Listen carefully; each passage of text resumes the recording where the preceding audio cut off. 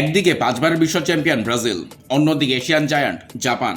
নকআউটের আগে দুই কোচের কথায় উঠে এলো সম্মান, সতর্কতা আর একটু মাইন্ড গেমের গন্ধও।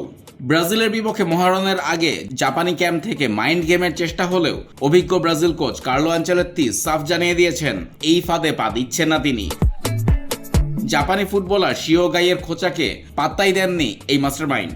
আনচেলত্তি বলেন, ইংল্যান্ডে যেটাকে মাইন্ড গেম বলে আমরা সেটাই জড়াবো না, আমাদের সব মনোযোগ নিজেদের প্রস্তুতিতে।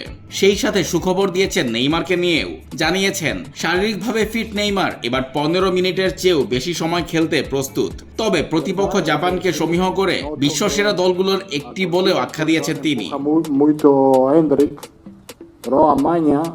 ওদিকে জাপানকে আন্ডারডগ মেনে নিয়েও ইতিহাস পাল্টানোর কথা বলছেন জাপানি কোচ হাজিমে মরিয়াসু।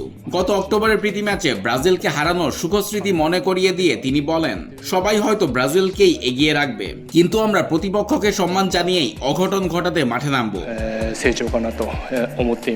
তবে বিগ ম্যাচের আগে বড় ধাক্কা খেয়েছে ব্লু সামুরাইরা। হাঁটুর চোট থেকে পুরোপুরি সেরে না ওঠায় ব্রাজিলের বিপক্ষে মাঠে নামা হচ্ছে না জাপানিজ মেসি খ্যাত তারকা উইঙ্গার তাকেফুসা কুবোকে ছাড়া জাপান নাকি নেইমারকে নিয়ে আনচেলত্তির ব্রাজিল।